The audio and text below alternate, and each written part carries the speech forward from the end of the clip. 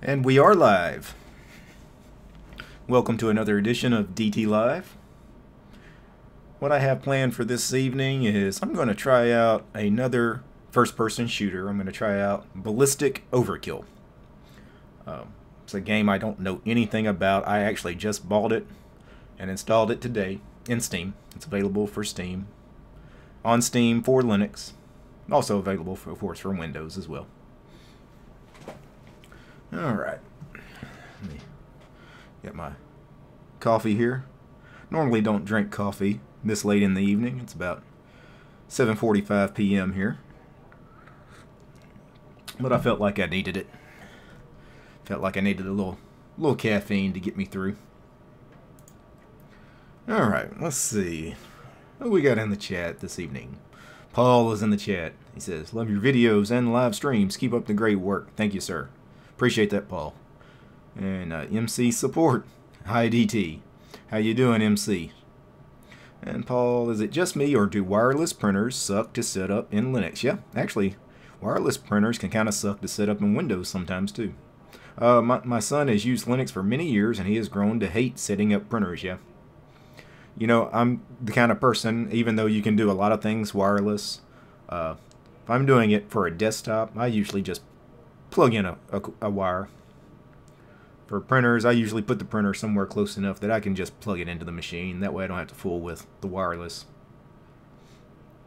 I'll do wireless keyboard and wireless mouse, but other than that, most everything else, I'll find a way to actually plug it into a port on the machine. Hobo Lord says, "Hey, I love the name. Terry Love is in the house. Hello, good morning from the UK. This looks more fun than watching reports from Hawaii." Present Arms is here. How you doing, Present Arms? Tony T. Hey, DT, can you give a brief history of how you got into Linux? Yeah, we can do that. I'm going to wait a couple of minutes. As more people arrive before I get started with playing the game. Again, I'm going to be brand new at this game, so I'm going to suck pretty bad at it. But the game I plan on trying out, Ballistic Overkill. The great thing about it is, looks like it's a pretty fun first-person shooter, and it's cheap. I paid $5.99 for it today on Steam, so $6 for, you know, a bit of fun. Can't beat that. Lamarck, he says, "Bonjour." How you doing, Lamarck? Good to see you. I think I said hi to you earlier. I checked out some of Switch to Linux's live stream earlier. I hung out there for, I don't know, about half an hour. Pretty sure I saw you over there. Hector, he says, "Hi, DT. I love seeing you play games. I'm very bad." That's probably why you like seeing me play it, because I'm horrible too. Countryfied Linux. Hey, y'all. Welcome to Countryfied DistroTube. Yep. Tim F. Oh man, no luck today. Catching this one on the road, waiting for my pizza. Have an excellent stream. I'll catch the replay. Yeah, I'll catch up with you probably this weekend, Tim. I'm sure I'll be around on some of the streams, Friday and Saturday. Toss a lot of times does a Friday stream, but I'm not sure if he's doing one this week. If he does, I may stop by. Saturday, I'll probably be on the Big Daddy podcast. Philip Nelson, hey guys. It's more fun to watch if the player sucks at the game. Well, if you have a sadistic streak, yeah. Alright, so, was it Tony T? Yep, Tony T wanted to know a brief history of how I got into Linux. Well, let's see. I first became aware that there was an operating system called Linux, I guess, late 90s, like really late 90s, 98, 99. Let's see, I would have been, I don't know, 19, 20 years old or so. I started getting into making websites, you know, as a hobby, you know. And, of course, a lot of web servers, of course, run Linux. Now, most of the hosting and stuff I bought back then was managed. I didn't have to manage these Linux servers. But later on, I did do some unmanaged packages, and I knew a little bit about what Linux was, you know, as far as it's an operating system. Running it on a desktop never occurred to me until sometime, I guess around 2007, 2008. Was really when Ubuntu was becoming very popular, and I started seeing Ubuntu mentioned in like just web forums and blogs and stuff, like normal web forums and blogs, not, you know, the kinds of places where really nerdy or geeky people hang out. So, you know, Linux was kind of starting to be out there in the mainstream, at least as far as on the desktop, at least with Ubuntu. Ubuntu was really out there in a big way. And I guess I started, let's see, the first Ubuntu I downloaded and installed was Ubuntu 8.04. That was one of their LTS releases. That was Hardy Heron. And by 2009, I was in Linux full-time as far as on the desktop. I haven't had a machine since 2009 that ran Windows. So, what caused me to leave Windows behind on a permanent basis? Well, sometime in 2009, the last machine I had that actually did have Windows on it, I was playing around with Linux too. I had some dual booting going on a machine, and I was also playing around in VMs. I think Ubuntu still had their they used to let you try out Ubuntu without installing it. What was that thing called? They've discontinued that project since then. But anyway, I'd been playing around in it for a number of months, but my Windows XP install got taken over by ransomware. You know, you wake up one day and you try to open up any program in your computer, and all you get is a pop-up basically saying your computer is infected. We have the software that will fix your computer if you pay us whatever they wanted, 20 bucks, 50 bucks, I don't even remember what they were asking, but it's obvious it's a scam. You know, somebody infected my computer with this ransomware, and they're gonna sell me the fix. Well, the fix at that time was I already knew enough about Ubuntu. I felt like I could comfortably just quit Windows cold turkey, just go Linux full time. That's what I did. Never looked at Windows since. So I never tried Vista or Windows 8. Never, obviously Windows 10 now. Actually, what was it? Windows 7, Vista, 8, whatever. Windows XP was the last time I had a machine that I ran Windows on. So, all right, let's see. Philip Nelson, I have an on-site interview for a software engineering internship this Monday. Very good. Good luck on that. Hector says, you're so much better than me. If I'm better at gaming than you are, Hector, you just need to quit gaming. Just don't even try it. Just toss in the towel. Tux1313. Yo, DT. Yo, Tux. Tim F. says, sounds good. As always, take care. Yep. Interceptor is in the house. He says, greetings, DT. The hype train rode off a cliff. 2 BWM is kind of buggy. Yeah. I don't know anything about that particular window manager, but we may take a look at it someday. Yeah, Countrified. I suck at games, but have fun and usually complete games on normal difficulty. Yeah. And Paul's having problems with autocorrect. William Armstrong is in the chat. He says, hi, how you doing? Tubella is in the chat. He says, evening, guys. Greetings, Tubella. Yeah, how did I get the ransomware? Who knows?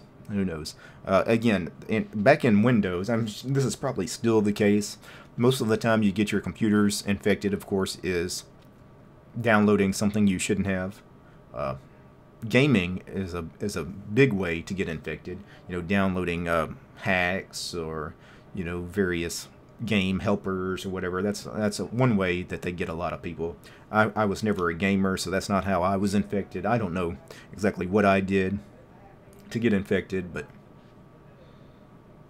I didn't diagnose the problem that in depth. I just knew, you know, my system had been taken over by somebody.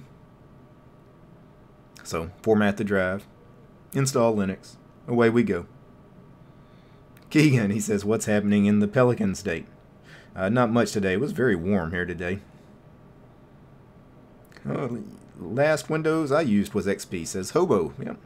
Ron Lee is in the chat. He says, hey everyone, DT, you should play Dark Souls. It is a really easy game. And that's what I need. I need a really easy game. The only thing I remember about Linux in the 90s was Enlightenment. You don't hear much about it. Yeah, you don't. You don't hear much about Enlightenment at all. But that's pretty much, you know, about 10 years for me, Linux on the desktop, as far as living in Linux full-time. I knew about the existence of Linux, you know, probably for 10 years before that. Again, playing around mainly with web servers and, you know, web hosting.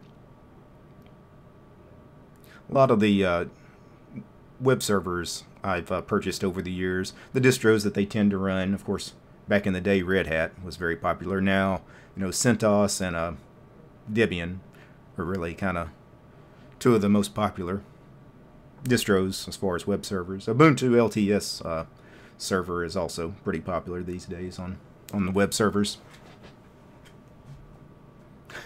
Terry Love is suggesting I try Solitaire. In 2010, I was using WinXP, and my Internet Explorer had toolboxes all over the place.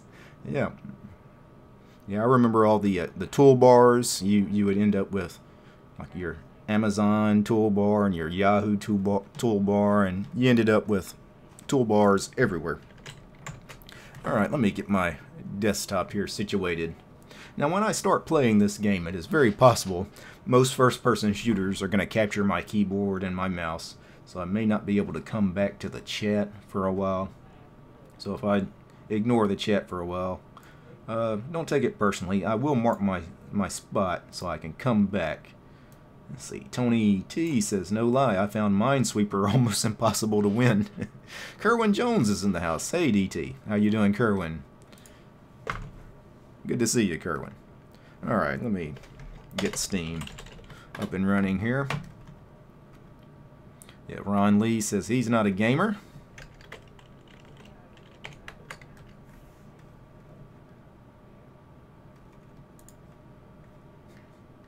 Alright, what is going on here? Why am I having a problem? Give me just a second, guys. Alright.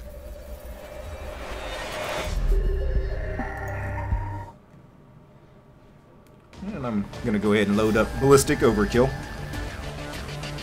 You guys let me know the desktop audio is good as far as the game audio. Too loud, too soft. Just speak up.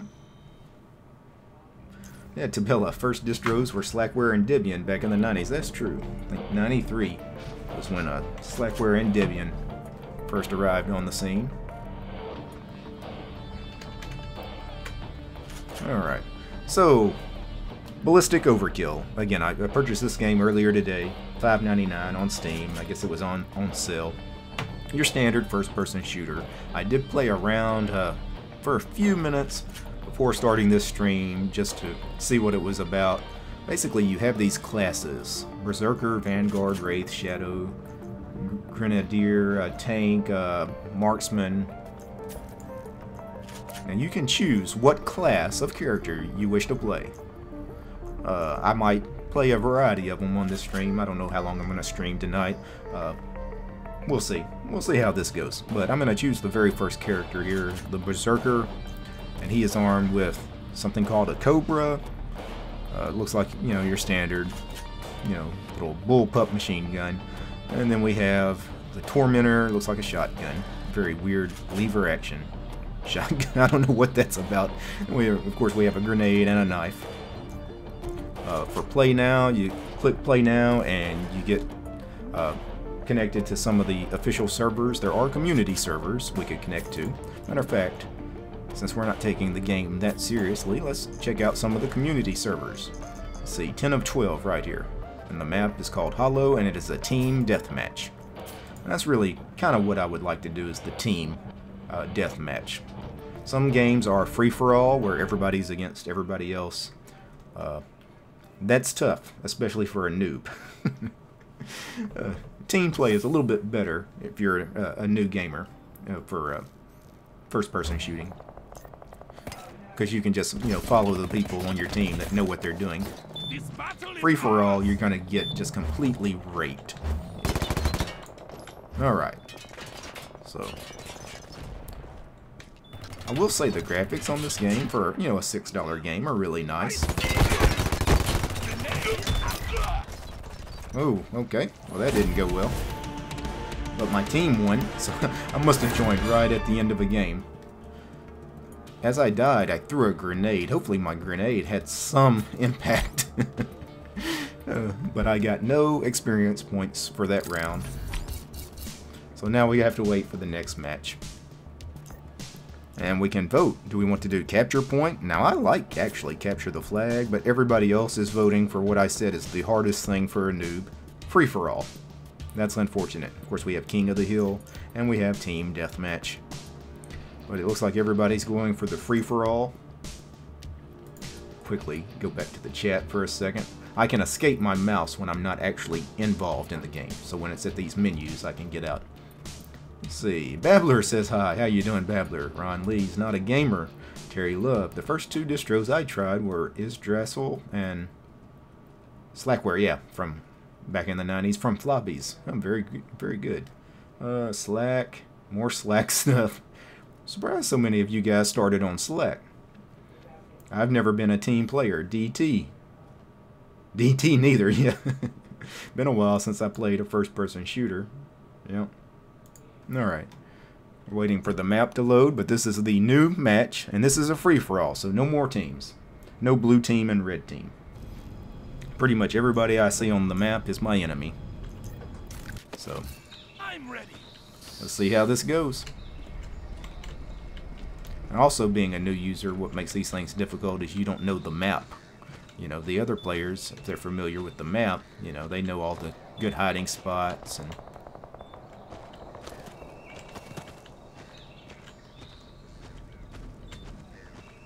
Alright, so let's see where we're going here. I'm going to go up these steps. Alright. We'll say, you know, the pace of the game is really nice. I like how, you know, like CSGO, it tries to be a little realistic. I mean, it's not that realistic, but, you know, it's not like you're running around really fast and doing a lot of crazy stuff. This thing, it moves around pretty good. I can sprint. And of course then I can walk, you know, at a normal sort of pace. For sprinting it looks like I really can't use my weapon because it's down at the side, so I'm not really ready to fire at anything while I'm sprinting. No, I see a guy. Okay, well that guy I saw is dead. So somebody else already took him out. I see them. Got him. Dang, and they got me. Oh, alright. Well, before I jump back into the game, every time I get to this screen, I can actually exit back out. So, this actually looks like a pretty fun game, so I'm pretty excited about this. It looks like I'm still caught up on the chat here, so I'm going to jump back into the game for a second. Alright. I'm going to try to grenade somebody. G on the keyboard to throw the grenade. I'm going to try to find somebody I can toss a grenade at.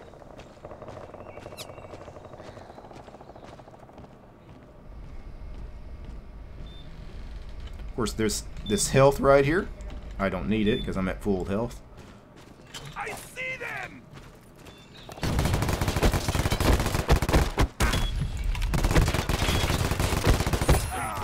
Got him. Of course, the guy he was engaged with got me.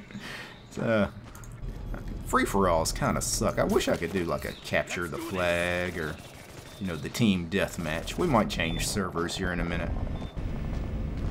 Heads up! Flag out!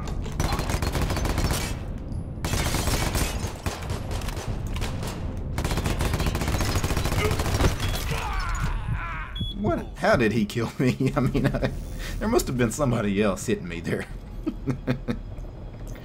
Oh, alright. Let's switch over to this weapon. Let's see how this one does. Alright, it looks like it's a shotgun, so... Oh, and it even shows the damage when I'm hitting him. But it was real light damage. You saw the numbers, 8, 10, whatever. I'm gonna go back to the little machine gun here. Alright. It shows me my place as far as my rank on this free-for-all. I am in 7th place. There's probably only 7 players in this server right now. So I'm assuming I have to be dead last. It would be very sad if there's somebody worse than me at this game, considering I just started and I really haven't killed anybody. I think I fragged like 2 or 3 people.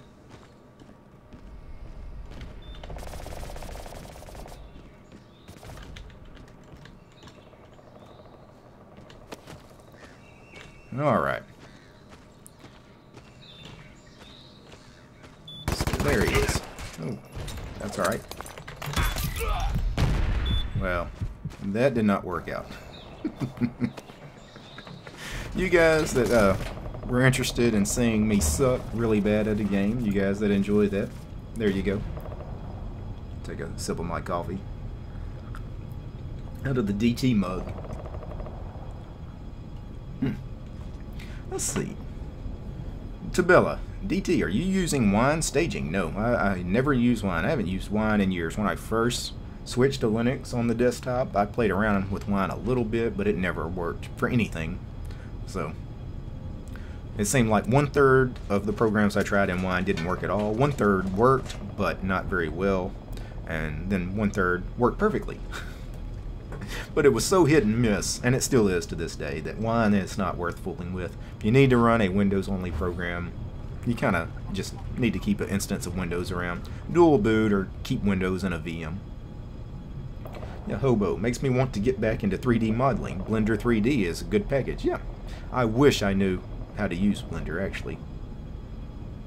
I would really love to be able to make some of the fancy animations and stuff. Like you guys see, like the fancy animation, you know, for my intro and outro. You know, I'm sure that was done in something like Blender. Could I do it? No.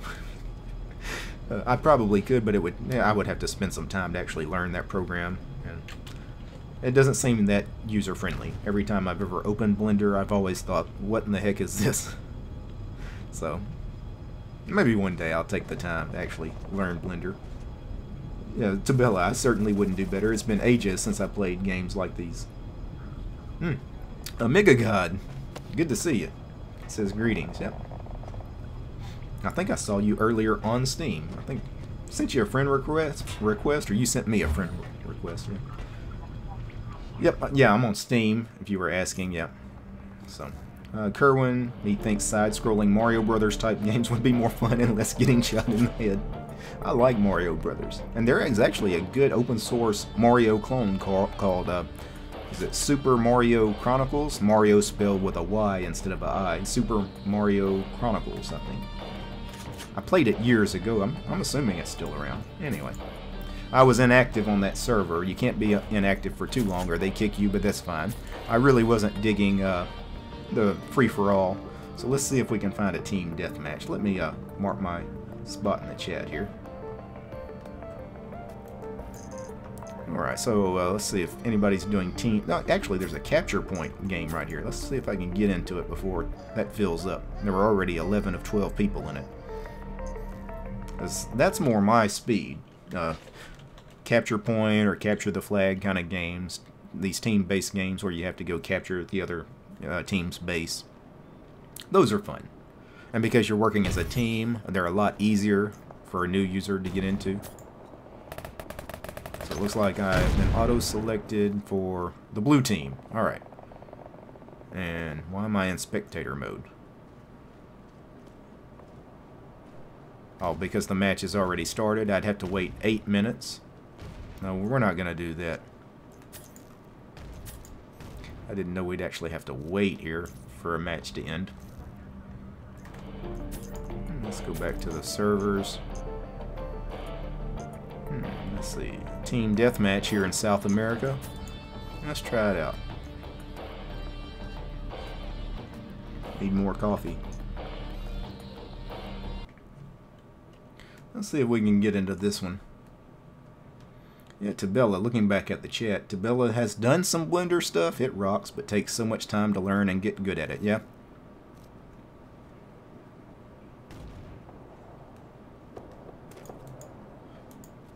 Alright, I'm in spectator mode here as well. Actually, when I played this earlier, I didn't have any problems getting into some of these servers. Maybe I'm picking servers that are full. Let me pick something that's not... No, like, there's only 6 of 16 people in this one. And it's a capture point. But it's a dedicated, so... Not sure if I can join that one. Let's see. Not exactly sure how this server situation works with these community servers. Not sure if they're all open to the public or if some of them are private servers.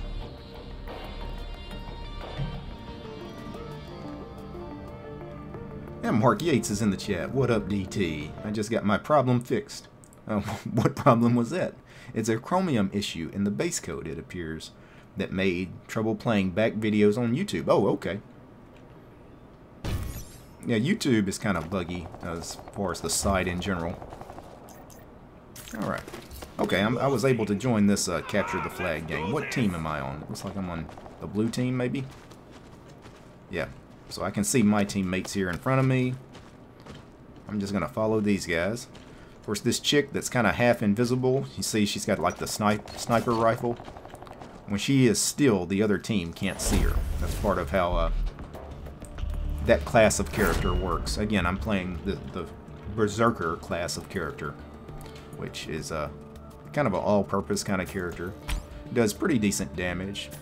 Can take a hit. But not necessarily a tank. There's another class of character that's much better as far as a tank. But he's less mobile than the Berserker, so...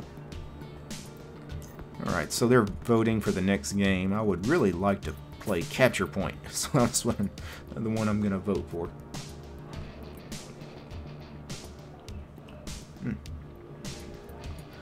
Let's see, Kevin Moses is here. I've been watching Scarlet on StarCraft, Wings of Liberty, kicking dudes' asses. I'm talking about H.264 encoder issue. You talking about Mark's issue with Chromium? I wonder if I had Flash Player restricted for Mark Yates.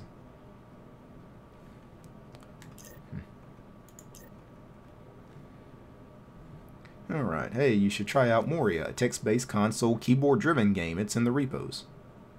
Might have to check that one out. I like things that are in the repos. I like free and open source games. Of course, most of these games on Steam are, of course, not free and open source games. They're proprietary, closed source.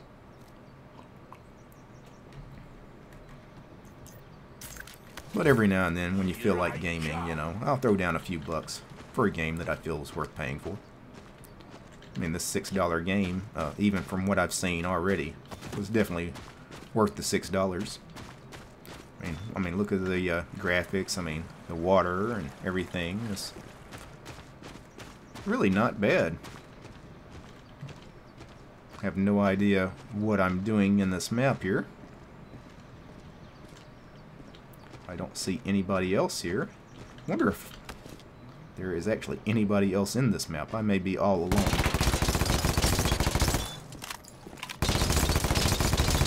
Shooting the glass doesn't do anything. Reminds me of that scene in Die Hard.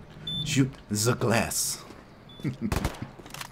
That's a very old movie. Some of you are probably wondering what I'm talking about with the Die Hard scene there.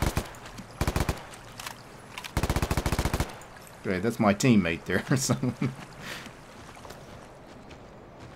where are we supposed to be going? This is just not working out here. I've joined a couple of servers I couldn't get anything going on, and then there's really nobody in this thing. I saw somebody on my team, but where's the other team?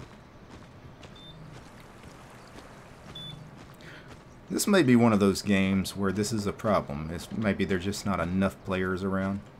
For example, where am I supposed to go here? I'm just not sure where I'm going in this map either. Okay.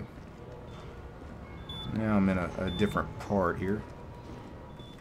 Got stairs. Let me go find somebody to frag. I feel like throwing a grenade at somebody. I want to try out the grenade. Seems like I'm just going in circles. I threw the grenade and I was actually standing right next to my own grenade. It's real smart there.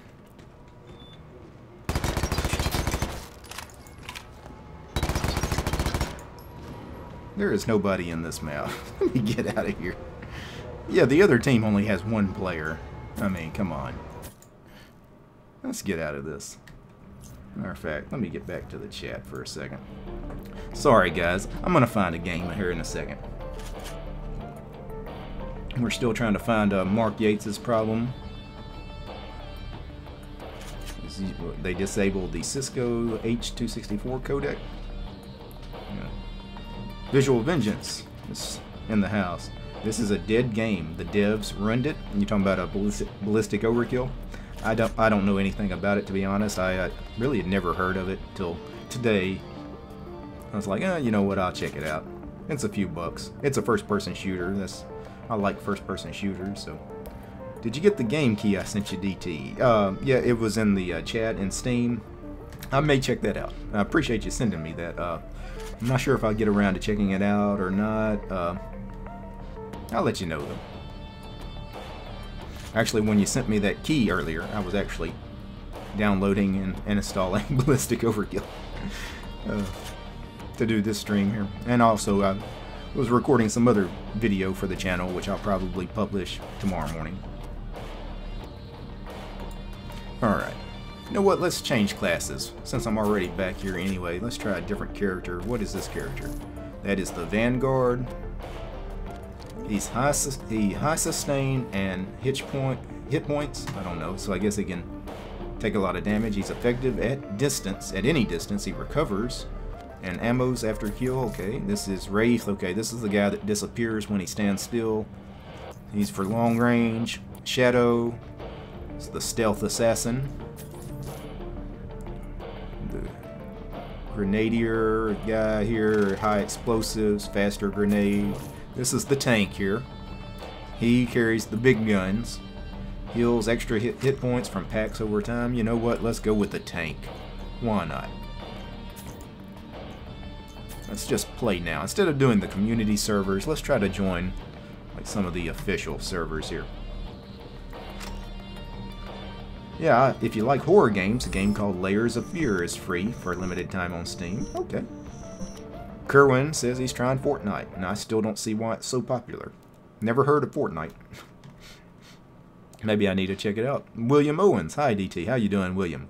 Yeah, question about URXVT. Did you have to use the monospace nerd font for the Unicode to show? Yes. You have to use a font that is patched for Powerline. Not all fonts are going to work with Powerline. The nerd fonts in Arch are patched for it. You can find, you know, patches for a lot of the popular monospace fonts. You can find Ubuntu Mono for Powerline. You can find Inconsolata for Powerline. Deja Vu Mono for Powerline. Just Google them. And they will have all the correct glyphs that should work for your Powerline in Vim or the Powerline shell that I did for the bash prompt. Let's see. Yeah, Tabella, gotta go. My 3D print is ready. Very cool. Maybe one of these days I'll check out 3D printing. I'm not sure how I would afford a 3D printer, though. Maybe I could get sponsored by Lulzbot. Okay, I'm not gonna sit here and wait for this server. You know what? This game is just not working out. I'm kind of disappointed that it's so hard to find a game without having to sit here and wait. And then when I finally join a game, there's nobody in it. You guys might be right. This might be kind of a dead game. Wonder if it has a first person for one player mode, single player mode. Yeah, Visual Vengeance says Nodo Sands for the win. Yeah, Nodo Sands is not bad. Tabella says thanks and bye. Attack! And Interceptor says pull a Lunduk. Yeah. I need to get in touch with the Lulzbot people. Alright, so now I am the tank. So I've got the heavy weaponry. And I don't move very fast. Can I run? I can. But it's not like I'm moving that fast. How many people are in this game? 2 people. Come on now. And wherever that guy was, he killed me. And this is sucking bad. You know what? We may have to change games. I hate to change games on the fly. I told you guys we were going to look at Ballistic Overkill, but if I can't find a game worth playing...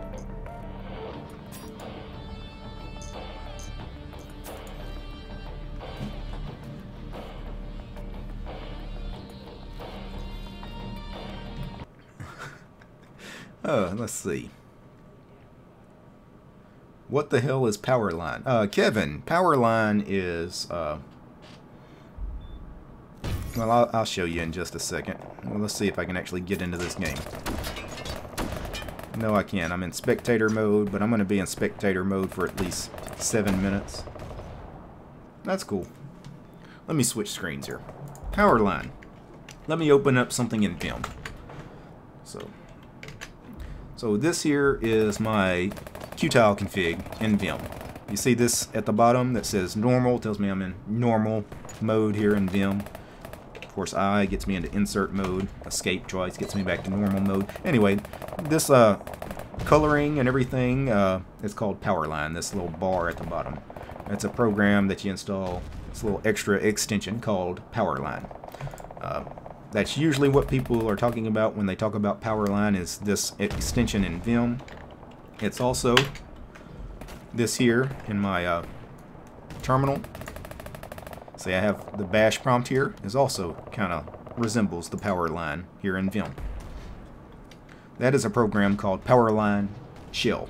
Powerline-shell. Now, what is the point of that Powerline in the shell and in Vim? It looks cool.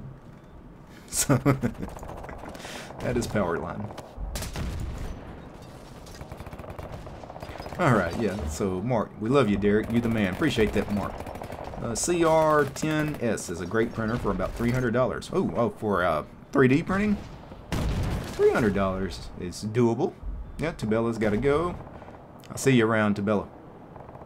Hey, DT, since you're doing a gaming now, have you considered heading cooking live streams? You could do making toast with DT. No, probably won't do anything cooking related on the channel. Yeah, Powerline makes your terminal font sexy, Kevin. Yeah. Ballistic Overkill looks like a baby from Call of Duty and Overwatch. It's an absolutely awesome game. It seems like it's an awesome game as soon as I can join a game. Oh, that looks like GVim. Yeah. GVim is the graphical Vim, the GUI Vim. Is Powerline a standalone terminal, or can it be used in Quake? Powerline can be used in any terminal emulator. It's really independent of whatever terminal emulator you use. Like I said, you install Powerline for Vim. It doesn't matter what you open Vim in. The GNOME terminal, KDE console, the XFCE terminal, whatever. Now, I have found Powerline sometimes looks better in certain terminal emulators than others. Looks really good in Termite, actually. You guys know I like the Termite terminal emulator. I'm using URXVT right now. It's not bad in that either. But I've always found Powerline usually just works in Termite. The GNOME terminal as well. Yeah, I like Powerline. I wonder if it works with Emacs. I'm not sure if Emacs has anything like Powerline or not. I wouldn't be surprised, though. Yep. Mark, just showing the appreciation. Thanks, buddy. Let's see. I use XFCE4 terminal. Yep. How's you, Derek? Ben Fitzpatrick. How you doing? I'm just sitting here, waiting to join a server here. You guys, it's hidden by my, OBS overlay here, but I've got 4 minutes until this match is over. And I may actually sit here and wait.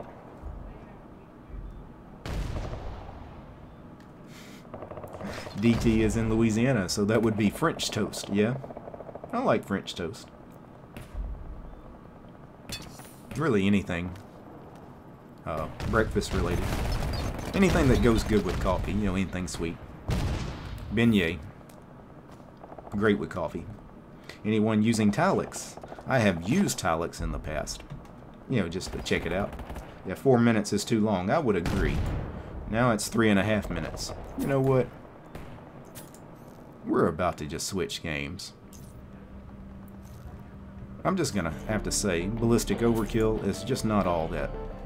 I'm gonna try to join a server one more time. And if I can't just get into something immediately, we may try one of the other Steam games I've got. This is waiting for players.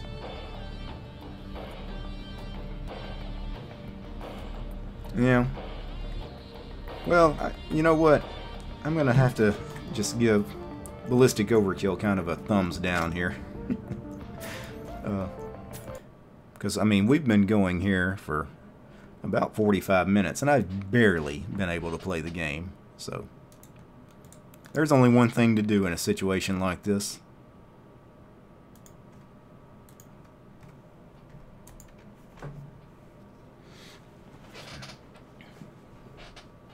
Yeah, I'm game hopping. Jonathan already knows what I'm doing.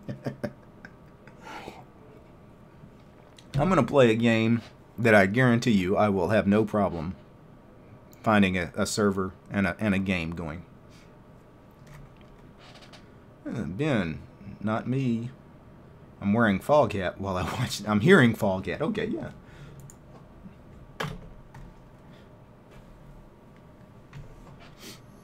Alright, guys. We're going to play a little Counter-Strike. Hopefully, I've gotten better at this since the last time.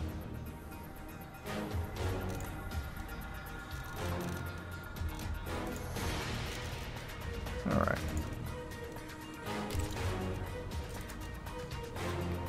We'll see how this goes. Counter-Strike has pretty much eaten my lunch every time I've tried to play it. Oh, here's my Steam friends. Yeah, Amiga Guide. Yep. I was mentioning earlier in the stream, he had sent me a friend request, or maybe I sent him one, I don't remember. I haven't logged into Steam since the last time I did one of these streams a few weeks ago. Alright, let's frag somebody. Because we have got to get our fragging on.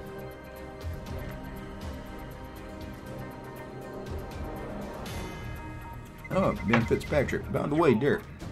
System 76 fixed my laptop and shipping it back with Ubuntu 18.04 on it. They fixed it for free under warranty. Very cool. Yeah, I would expect them to do that. I mean, those are kind of pricey machines, so I would expect some support to come with it.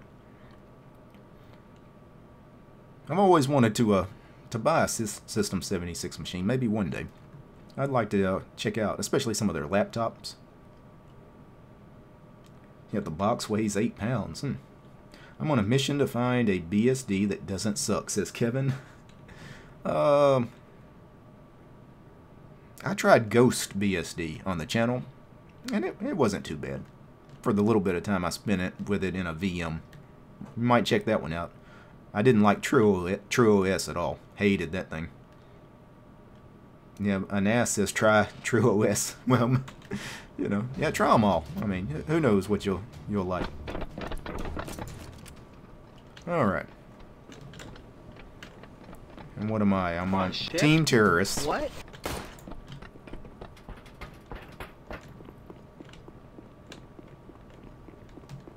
It's going to take some getting used to. The characters move in slightly different fashion, a little slower. Everything's a little slower in Counter-Strike than it was in Ballistic Overkill. The mouse sensitivity is also quite a bit less. This is a warm-up period here.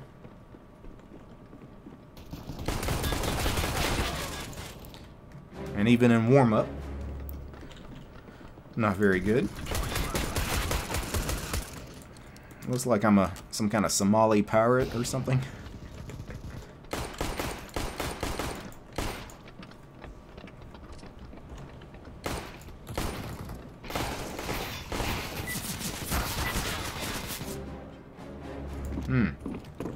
Anyway, the warm-up period should be over Now let's get this party started. Alright, so Counter-Strike Go. You guys seen me suck at this a few times. I'm on Team Terrorist. I'm starting, it's like with a handgun. Looks like a Glock. I have a knife. That's about it. Eventually, I would like to pick up a better weapon. And, you know, as far as long guns, I really love AKs. In real life and in the game. I've always been a big fan of the AK-47. Maybe I can pick up one off a dead body or something. Got him. Yes, I've definitely gotten better at this game. Used to. I would have gotten raped just then. Let me go ahead and reload. I'm going to let these guys go first. Why be the hero? Let somebody else have a little glory too. I shot my own guy. Or tried to.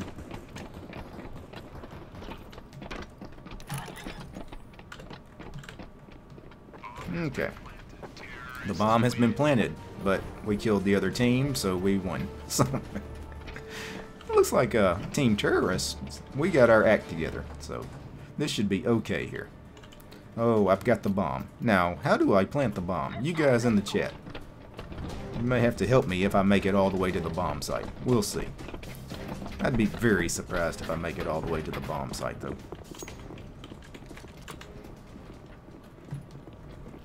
Let me get my gun out. Somebody up there. Anyway. Oh. Yeah, I definitely was about to get killed there. I'm too important. I've got the bomb. I can't die. Oh, I got a machine gun.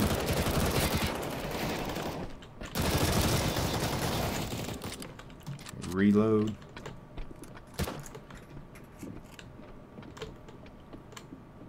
Okay, where are you at?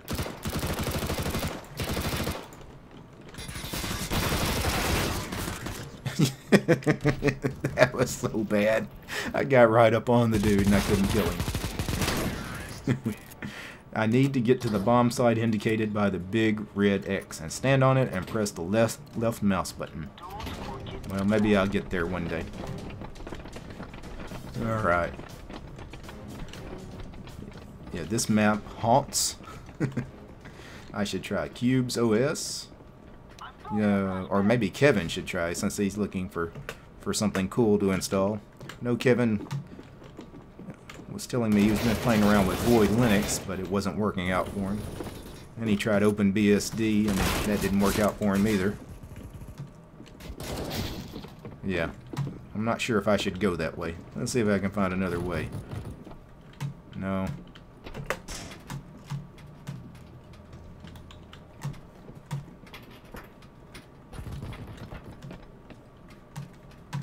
Alright. Can I go up this ladder? Yeah. That just got me back to where I was.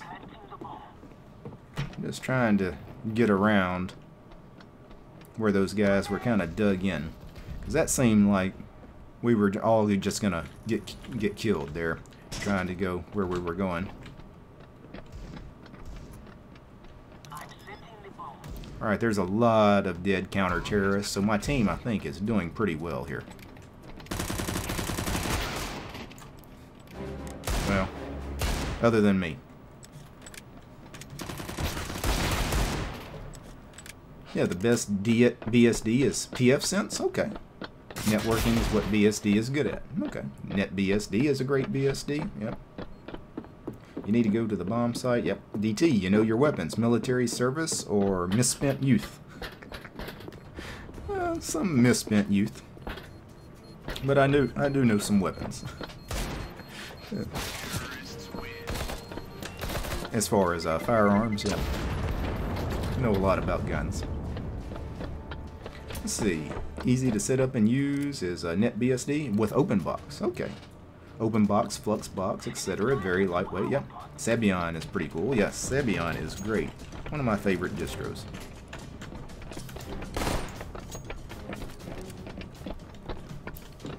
Switched to burst fire. Okay, so now my Glock is a fully automatic Glock. Very cool. That's the Glock Model 18. That is the fully automatic machine pistol Glock. Which I've always wanted to fire one in real life, but they're kind of hard to come by because they're actually not legal in the U.S. Very hard to come by unless you're in the military, and even then they're hard to come by. So we have laws restricting fully automatic weapons that were made after what 1980, is it 1983 or 1984, whatever it happens to be. And Glocks didn't come around until the late 80s, so the fully automatic Glock 18, you know, it's one of those unicorns out there. If you guys ever come across one and get a chance to fire it, definitely take the opportunity to do so. How do I get this gun here, and why am I moving so slow with it? See, I haven't played this game enough to have tried everything because I'm walking really slow and I have this big gun.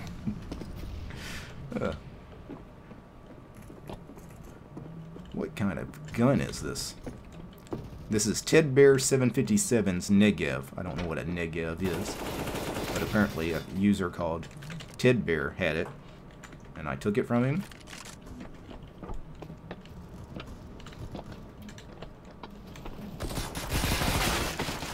Well, looks like I'm giving it back to Ted Bear 757 because I didn't have it for very long. Solaris ain't dead. That's true. But I don't know anybody that uses it. Yeah, they did come out with a new release. It was on DistroWatch. I'll have to check that out. I haven't done anything with Solaris on the channel. And Jonathan Clark. 50 caliber? Yeah, that gun? Who knows?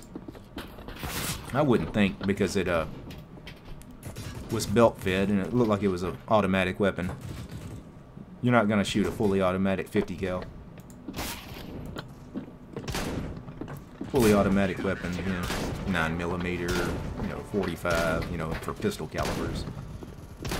For rifle caliber, you know, 5.56, you know, something kind of small.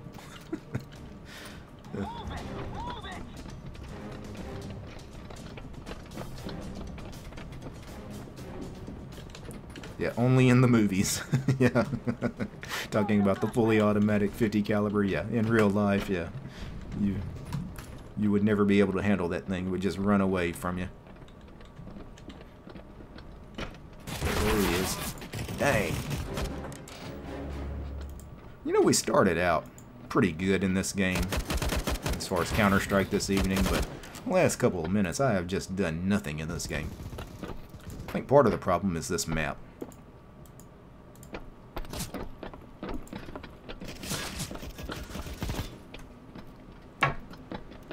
The problem with Solaris is the support paywall and that it runs like crap, even on the hardware it was originally made for.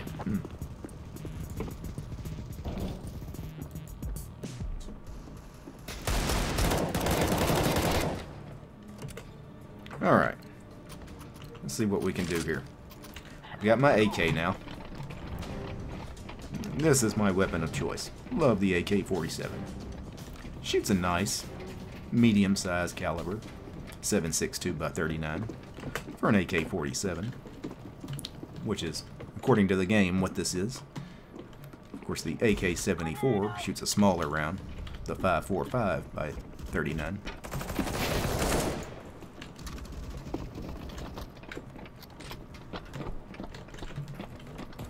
Alright, let's go, guys. Come on, let's make Somali pirates all over the world proud. Let's take this ship. Or blow it up, or whatever it is we're supposed to be doing. Then maybe we can go on to one of the desert maps. Alright.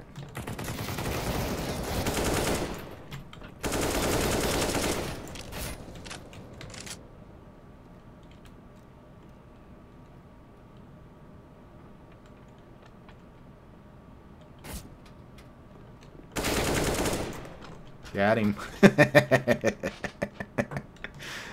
Oh, that's tight.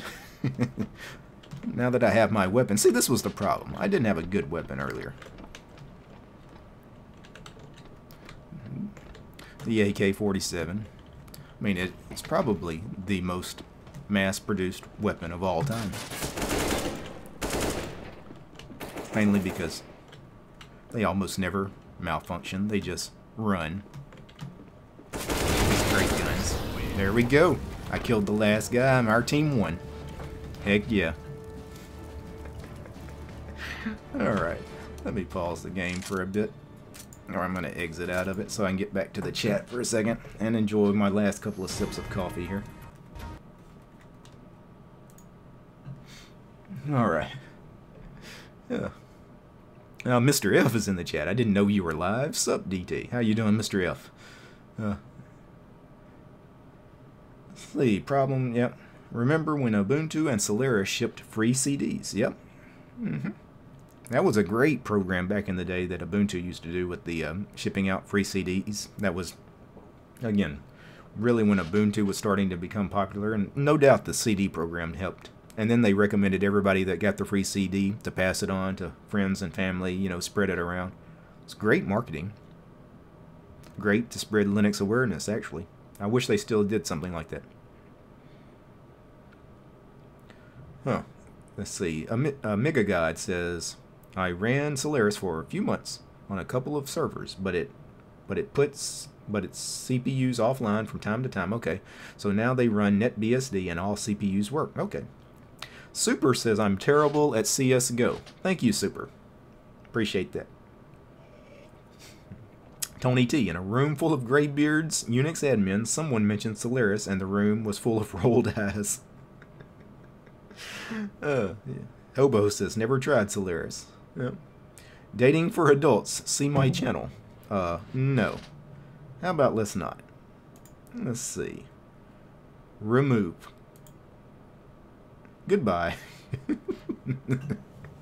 What is with, you know, some of the spam here lately? I had this dating for adults crap in the last live stream. It wasn't dating for adults. His name for that one, his channel was Dating with Hot Girls. Link in my profile. And the link, no doubt, goes to some porn site or some escort site or something. Yeah, if I grow my beard out, it will be gray. So I guess I am Graybeard Unix Admin Club. Yeah.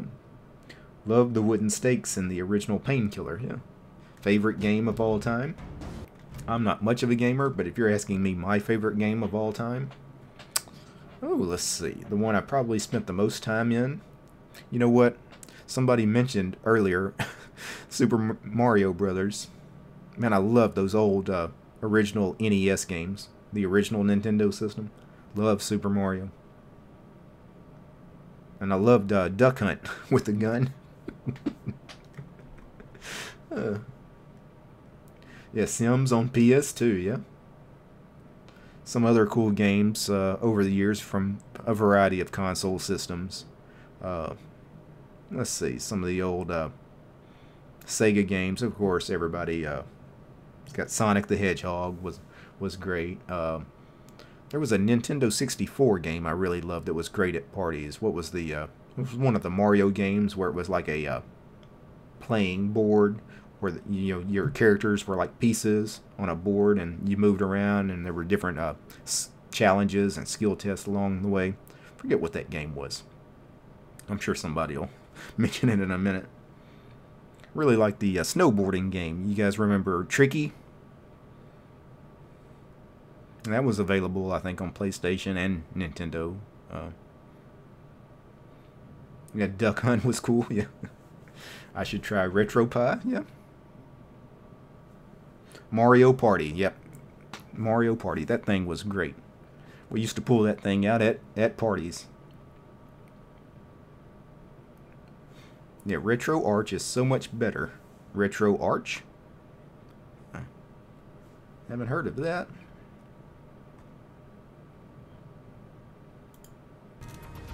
Alright, should we go back to CSGO, or should we just call it a day? You know what, how about I just kill it? Still the gaming anyway. Hang out with you guys in the chat here for a few minutes.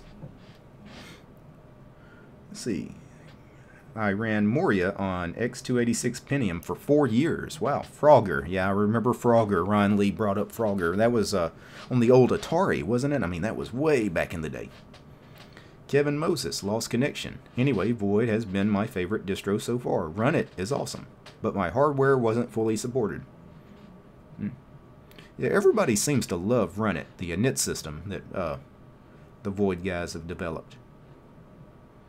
Hear a lot of good things about Run It, mainly that it's not System D. Yeah, System D just gets a lot of hate. Yeah, not Arch like in the distro. It is a front end for emulators. RetroArch, okay. So, it's in most of the repos. Okay. Ever played 1080 snowboarding on the Nintendo 64? That was a good time. I never played that one, no. Alright. Yep, Atari. Yep, Frogger was an arcade game and wasn't made by Atari. Okay. And Anthony says, "Hi, mate. How you doing, Anthony? Why all the hate for System D?" Yeah, a lot of people don't like it because it's too big and, you know, tries to do a lot of things. In the Linux world, there's a lot of folks, they talk about the Unix way of doing things, or the Unix philosophy, do one thing and do it well. And some folks have real issues with programs that try to do too much. Because System D is pretty pervasive as far as, you know, it's got its hands on pretty much everything on your system. Tony T, am I the only person who doesn't hate System D? I don't hate System D. I use System D on this machine here. This is Manjaro. You know, Manjaro was based on Arch. Arch uses System D. There's a lot of Arch-based distros out there these days, so between Debian, which is also on System D, you know, there probably 70% of desktop Linux users are running a Debian-based distro of some kind. So between Debian and all those distros based on it, and then Arch and all those distros based on it, and then of course Fedora and OpenSUSE, you know, most Linux users are using System D. The vast majority of Linux users are using System D. Of course, Gentoo is a holdout, probably always will be. They're on OpenRC. There are some Arch-based distros that also don't bother with System D. They use things like OpenRC. There are some Debian forks like Dev1 that stuck with sysv instead of moving to System D. Of course, Void is using their own on a init system called Run It. Heck, you can probably still find some Ubuntu servers because those things get 5 years support. So if you go back to some servers that are still running, you know, 1404, Upstart may still be on some of those systems. Yeah, Kevin says he might go back to Debian, but I hate to give up Run It. Yeah. What's up with Wayland? Why is it hated? I don't know if Wayland is hated. It's just, I mean, Wayland is not development ready yet. I mean, it's not even close to being ready to actually replace X11. Yeah, Trippy Jones says Wayland is still buggy. Yeah, it's very much a work in progress. They've been working on Wayland for almost 10 years now, and it's still nowhere close to being ready. So the hate on Wayland is, you know, the fact that it's very slow as far as progress. Yeah, Kerwin Jones, installing Ubuntu Studio on an old Core 2 quad PC right now. One of my favorite distros, yep. I'm running Netrunner Rolling, says Ron Lee. Yeah, that's the one based on Manjaro, the Rolling edition. I think the main Netrunner, the static release version of Netrunner, is based on Ubuntu. Could be wrong on that. I'm pretty sure the Rolling release version of Netrunner is Manjaro based. You know, Wayland, drivers and games are the problem with it, yep. No open box on Wayland. Yeah, there won't be a lot of things on Wayland. But you know what? You're always going to have Xorg probably installed on your system for like decades to come. Because the things that just won't work on Wayland, you're going to have X also on your system. They're going to have to, you know, find some hacks, you know, to get some of the stuff. It's never going to work on Wayland. I mean, think of one of my favorite window managers, Xmonad, the tiling window manager Xmonad. It's probably not ever going to work on Wayland. I mean, that name, Xmonad. Not Wayland Monad, Xmonad. How do you feel about Linux DAWs? I haven't used any yet. If you're asking me, no. I haven't either. I don't know. Maui is Ubuntu? I'm not sure. Is that a Linux distribution, Maui? The other is based on Debian Stretch.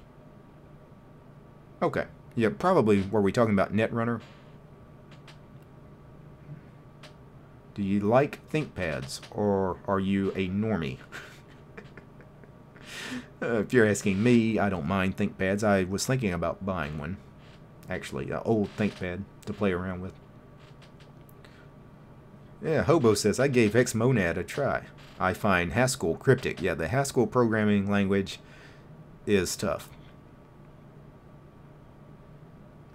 I mean, you know, a couple of weeks ago, I told you guys I was going to start buying some old hardware to play around with, some old desktops, some old laptops to take a look at, and, you know, try some minimal Linux distributions, see if I could resurrect some of these machines that maybe Windows doesn't work that well on anymore. I actually, about 5 days ago, found a guy on eBay. He was selling two old laptops, and he wanted $200 for them, you know, 2 bills for 2 laptops that worked complete. They had hard drives, displays, and everything.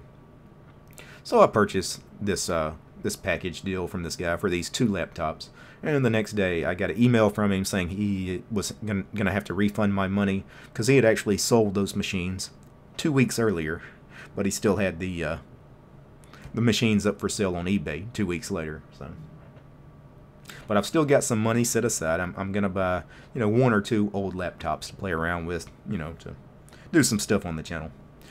I also have a family member's computer here, a laptop, an old Gateway laptop that Windows 7 was on, and it runs like a dog, and this family member really wanted me to try to fix that computer and gave me permission to put Linux on it. So I'm actually going to post a video about that probably tomorrow morning.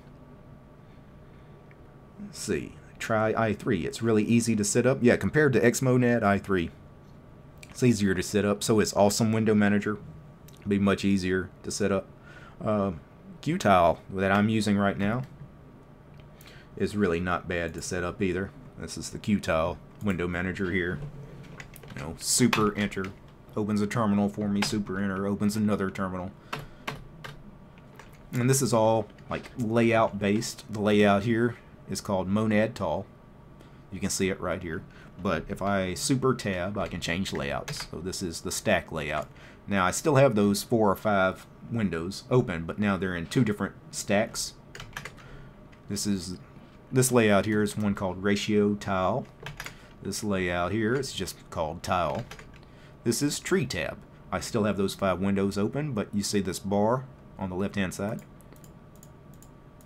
You know, I can move between those windows. Then this layout is called GIMP. I'm sure you can figure out what that layout was probably about. This is the floating layout. And the last layout is Max, which is a full screen layout. Great for, of course, things like your web browser. Aruet, Mr. DistroTube, do you have a set video schedule? Because you are hard to keep track of. No, I don't, and I'm always going to be hard to keep track of because I don't work a normal work schedule. I'm constantly working a different rotating schedule in my real job. So I'm never going to have a set schedule that always at this day, at this time, you guys can catch me. It's just not going to happen.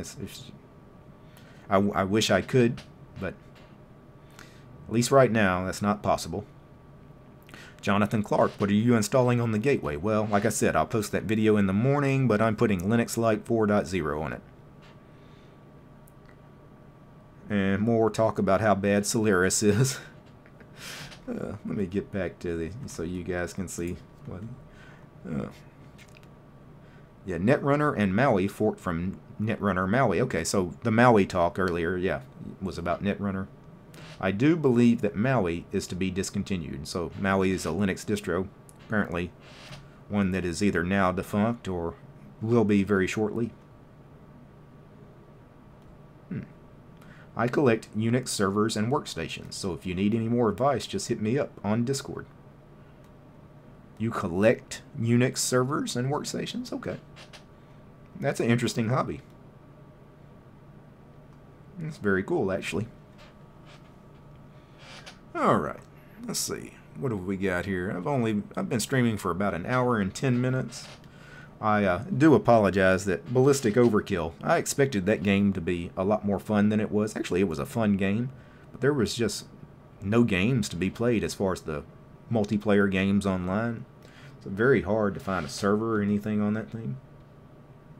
But what I may do, let's check out, you know, some Linux news. So, let me open up a browser here. Give me just a second.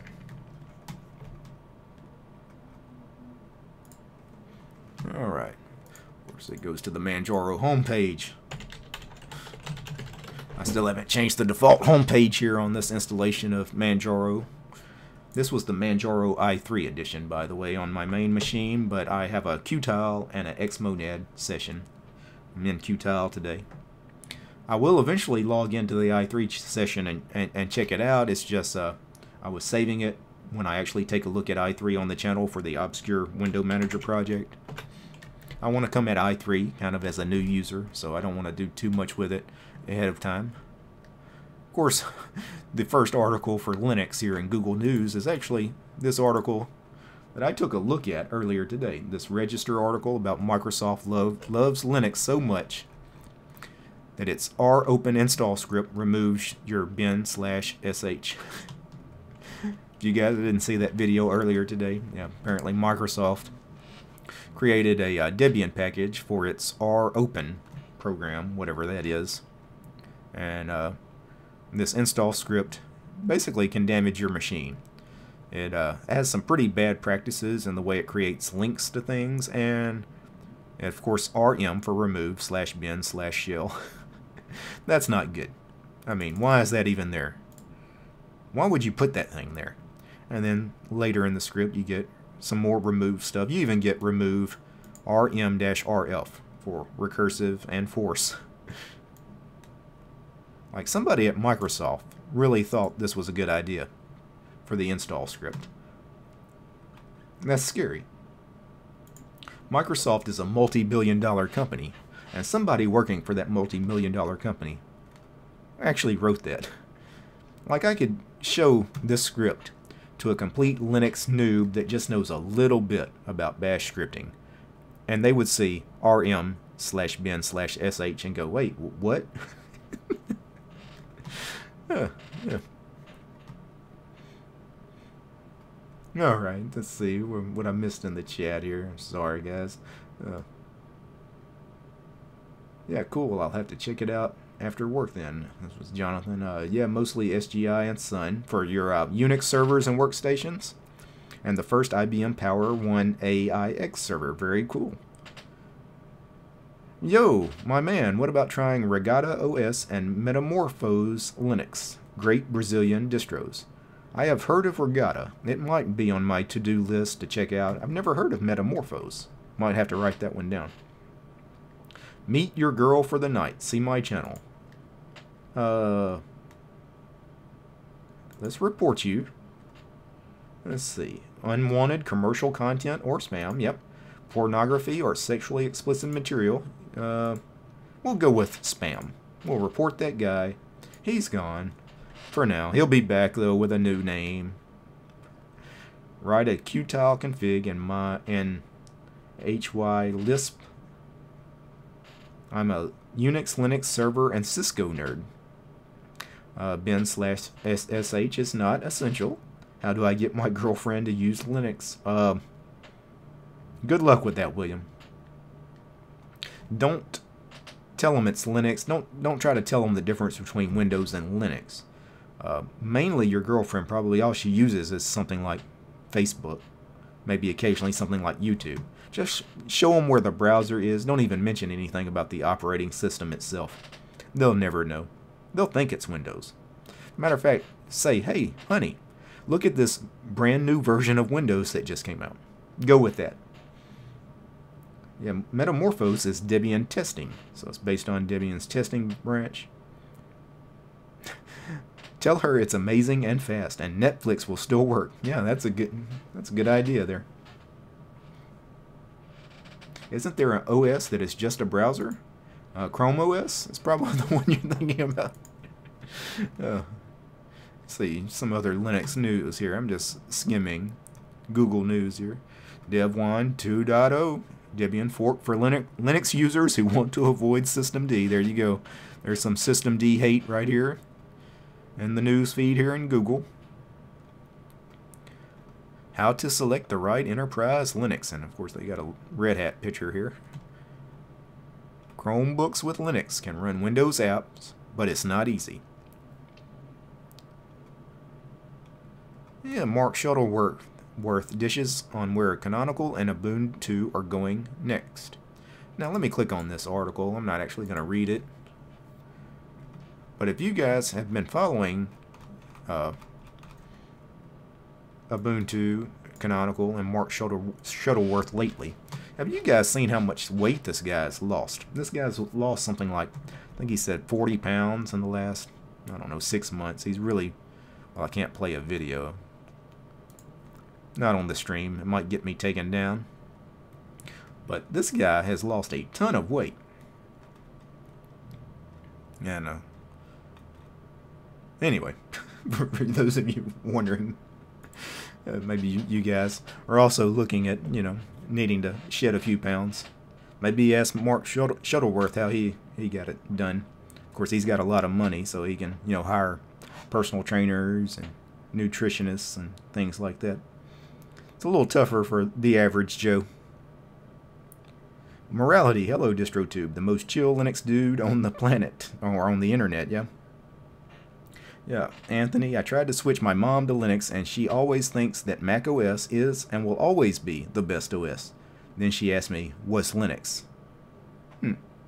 Microsoft has a bad habit of putting out broken code all the time. They have poor quality checking, you know? I know women who have installed Gentoo on their own. That kind of personality is very hard to find, yeah? I'm sure Gentoo has like female devs that work for them. You would think that systemd was made by Satan himself. Well, the lead guy that created systemd, Lennart Pottering, a lot of people do think that guy is Satan. He was also the main driving force behind the creation of Pulse Audio. Pulse Audio gets a lot of hate in the Linux world too, so. Farron OS with Windows 10 layout could help as well. Yeah, Farron, you're right. That is very Windows-like. Farron OS could fool the girlfriend into thinking she's in Windows. So could Makulu Linux. They have a version of Makulu called Lindows. It is a Cinnamon desktop environment, but it's themed to mimic Windows. And it looks good. It's actually not bad. Hey, DistroTube, what window manager is that? Definitely tiling. CWM? No, that's Qtile. Qtile is a tiling window manager written entirely in Python. Steen, I've also lost 40 pounds the last year. Oh, very cool. Great to hear. Let's see, I can take a few extra pounds, Ron Lee. Yeah, about 3.5 years ago, I started working out and trying to take my diet a little more serious because I was getting pretty bad out of shape. I was also having some back problems. Was really struggling just being able to do much of anything physically. So I started working out in a pretty big way about 3.5 years ago. Lost about 35 pounds in that time. Used to be quite a bit heavier. Doing a lot of, you know, well, starting out mainly cardio just to drop a few pounds. Nowadays I do a lot more weight training, so, which of course doesn't help too much as far as losing weight, but you know, now I'm, you know, trading some of that fat for muscle. So see, I can take, yeah, browser Linux, only 94 megs. Browser Linux, never heard of that one. Do you have a preference between Qtile and Xmonad? Qtile is easier to config. That's why I've spent the most time in it here lately, is because, man, configuring Xmonad is a beast. You know, the Haskell programming language. Now, that being said, Xmonad works beautifully. The way it handles multi-monitors and everything, and it's blazing fast. Xmonad is probably my favorite window manager, if it was just a little easier to configure. Now, the good thing is, once you get it configured, you know, you have it configured. You know, once you figured it out, it's not like you're going to play with your Xmonad config every day. But prepare to spend a few weeks with your Xmonad config, really making it your own and figuring out everything about it. Really what you need to do is go on the internet and download somebody else's config, maybe several people's configs. Take from each one, you know, the things you like. Yeah, my dad has a large sticky note with an arrow to the power button. Yeah, Lennart Pottering kind of acts like Satan. The guy behind System D and Pulse Audio, yeah. Do you have a wife, girlfriend, and if you do, what OS does she use? If you're asking me, no, I am not married. Let's see. My 76-year-old mom is running Kubuntu and loves it. Well, that's very cool. Or just let them stick with Windows, yeah. As far as, you know, putting your mom on Kubuntu, I put my mom on Xubuntu, I think, about 5 years ago. She was fine with it. She trying to tell her the difference between something like Windows and Linux. She doesn't really care. You know, where's Facebook? That's all. You know. What do you guys think about TrueOS's Linux phone? I did not know they were doing a Linux phone. I've been looking into getting rid of Android because I hate it so much. I would love to get rid of my Android phone. I can't stand it. The Android updates that constantly break the system. Don't like it. Maybe when the Librem phones, you know, are more mature, maybe I'll give them a try. Maybe. I don't know.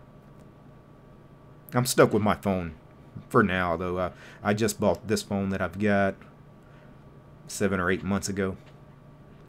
So it's a little too soon to ditch this phone. I'm going to be on the hook for quite a bit of money. So yeah, Super just said, I started to work out myself, having trouble not eating yummy, unhealthy food. No, it's like anything. It's a habit. It's like you guys, you know I'm a musician, so it's like, you know, do you want to practice every day? No, you don't, but you start practicing whatever instrument you play to get better at it.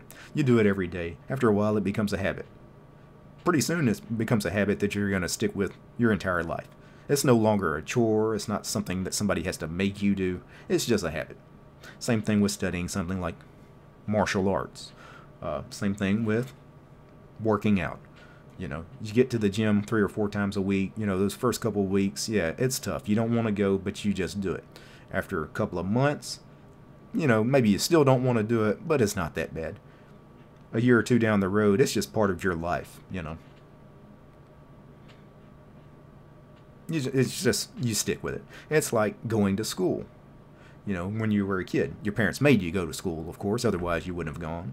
But after a while, you know, it gets to the point, it's just routine, right? It's just, same thing with work. Nobody wants to go to work, but you have to do it, you just do it. That's how you have to take things like getting in shape and eating right, you know. You don't want to do it, but you just, you know, you have to do it, so do it. Exercise is for people with time to spare. You know, I have almost no spare time because of everything I've got going on in my life, but you don't have to have a ton of spare time. If you have, I don't know, 3 to 4 hours a week of spare time, you can get into pretty decent shape rather quickly. Now, if you don't know what you're doing, you might need to hire some kind of trainer at first to show you the ropes. If the gym you signed up for offers you some free lessons, sometimes they do. Take advantage of that. See, get the Xmonad window manager today for your favorite Linux distro of choice. Get more done with Xmonad. Xmonad tiling window manager, goodbye latency.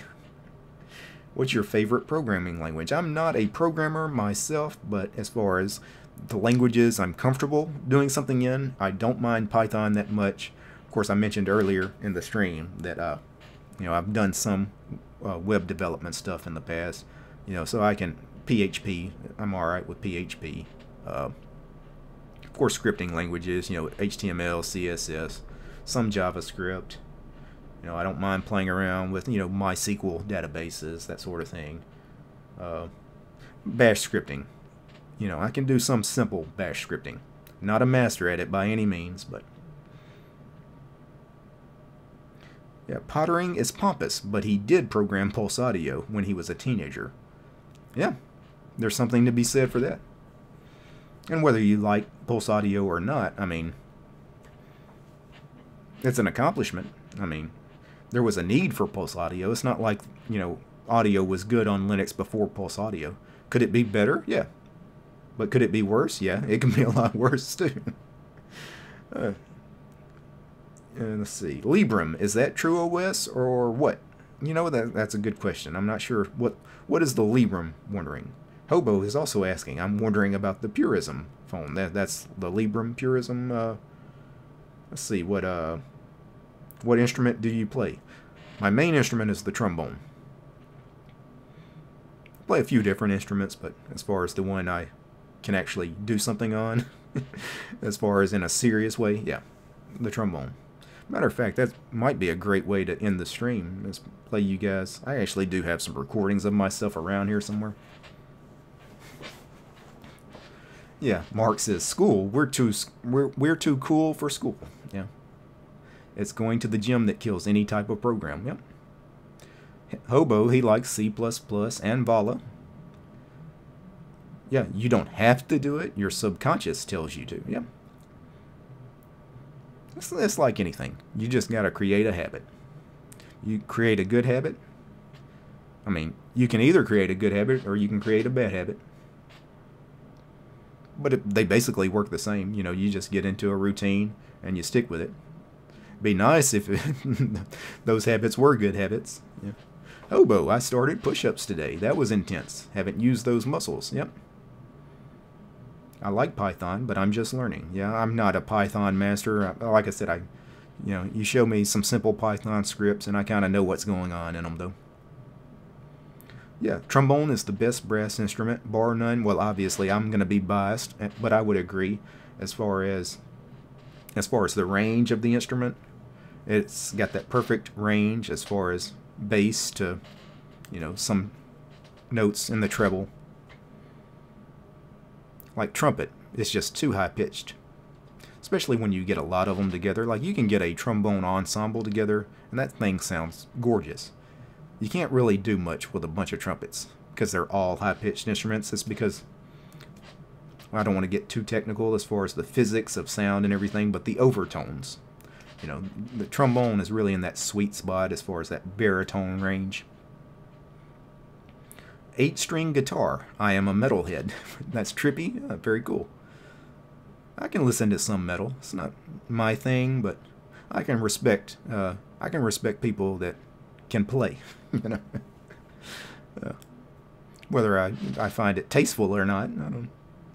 PHP, Bash, WebStack, Python equals master of the web, says Gabe. Yeah? Perl is a good medium between Bash and C. Never taken the time to do anything with Perl. But again, I'm not much of a programmer, so take that for what it is. My father is a saxophonist, and for me, it's the best instrument. Yeah, I don't mind the saxophone. For woodwind instruments, saxophone's not bad. I really love the clarinet. It's a beautiful instrument. Flute. I actually like the flute, too. Do you like harmonica? Me personally, I've never played a harmonica. Never bought one. Never tried to play a harmonica. My father is also one of the best tuba players in the world. Yeah, actually, tuba is a very beautiful instrument in the hands of somebody that knows how to play it. Morning, DT. Get your arse on War Thunder. That's English Bob, EB. How you doing, sir? I'm actually about to shut down the stream here in a minute, EB. Me trying to play Ballistic Overkill didn't work very well. There's not a lot of players on that game as far as online. I ended up playing some CSGO instead. That didn't go over very well either. I'm not very good at that. Yeah, working out becomes a habit. You'd be surprised how fast you improve. Yeah, agreed. It's like anything else. You stick with something long enough, it becomes easy. You know, too many people start off with something, oh, this is hard, and they give it up immediately. You just got to push through it. Do you have a review of Qtile or a demonstration? I have several videos on my channel about Qtile. Just do a search for Qtile on my channel, and you'll see a few different videos about it. Yeah. Hi, DT, Stephen Smith. Hi, Stephen. I'm just going to be streaming for a few more minutes, but I'm glad you could join us. Harmonicas are awesome. Yeah, banjo is really cool. Yes, I would agree. Love the banjo. Try with War Thunder. You will enjoy it, bud. Keep up the great shows. I might give it a try, actually. EB knows his games, of course. His channel. He's always gaming. Alright, let me find a... I've got an external drive somewhere. Give me a second, guys.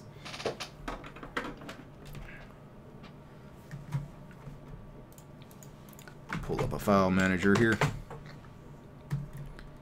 Got my external drive, that's for my backups. Let's see what I can pull up here. You guys were asking about music, and I mentioned I played the trombone. Let's see. I don't know how loud this desktop audio is going to be. If it is too loud, let me know. If it's not loud enough, also let me know. Alright, let me pull up something here.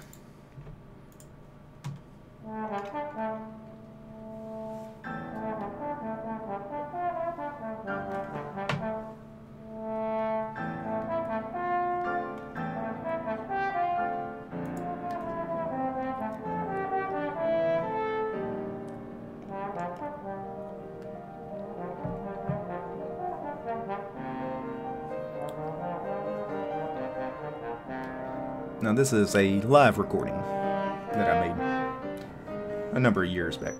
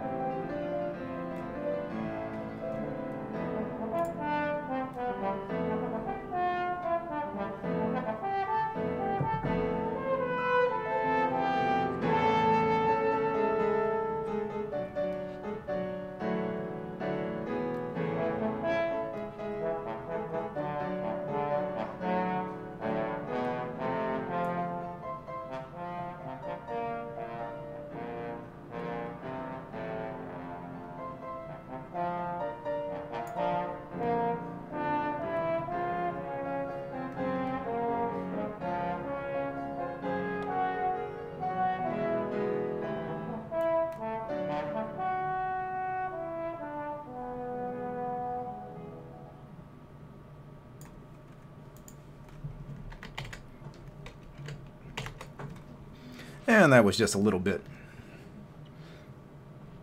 That was a trombone sonata. The Sonata for Trombone and Piano by Eric Awazin. It's about a 25-minute piece, that particular piece. Again, that was from a live recital I did many years ago for my master's degree. That was my graduate recital for my master's program. All right, let's see. Back to the chat for a second.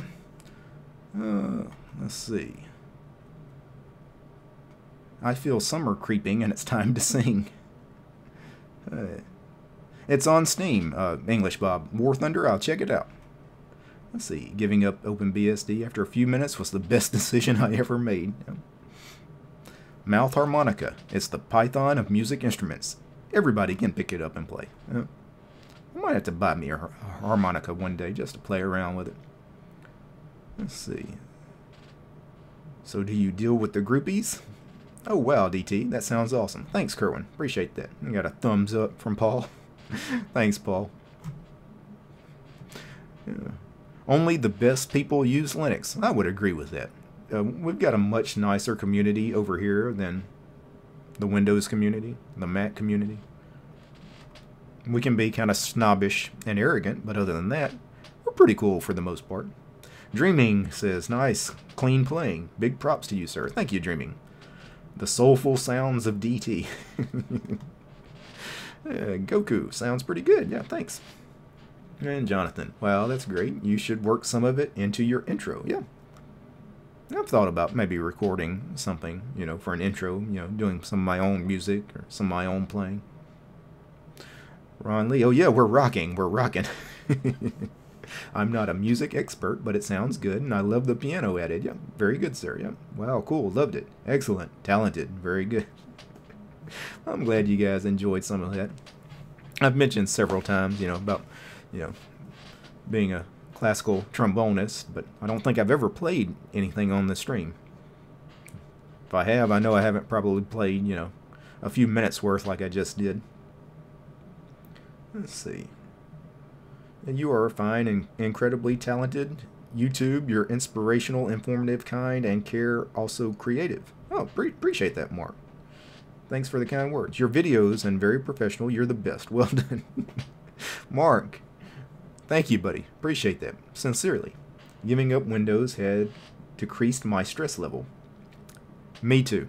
I'm so much happier giving up Windows. Yeah. Yeah, Masters of Music. Yep. No, I have a bachelor and a master's in music performance. You should open and close your streams with 1 minute of love trombone. Well, you know what? We might do that, actually. Of course, that piece I just played you was like the big, you know, like half-hour sonata in the middle of the recital. Of course, to close a recital, what a lot of instrumentalists like to do is do a shorter, kind of flamboyant show-off piece. You know, something to really show your skill level, how virtuoso you can be on your instrument. That particular recital, let me pull up. It's a very short piece. Actually, kind of a fun piece to listen to, too. Very difficult piece I worked on. If I can pull it up.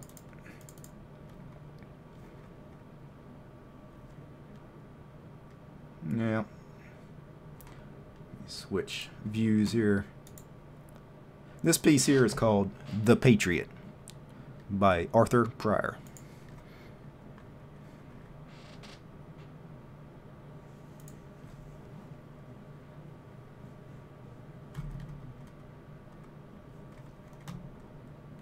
Hold on just a second, guys. Turn up the desktop audio where you can hear it. I killed it to kill that last song.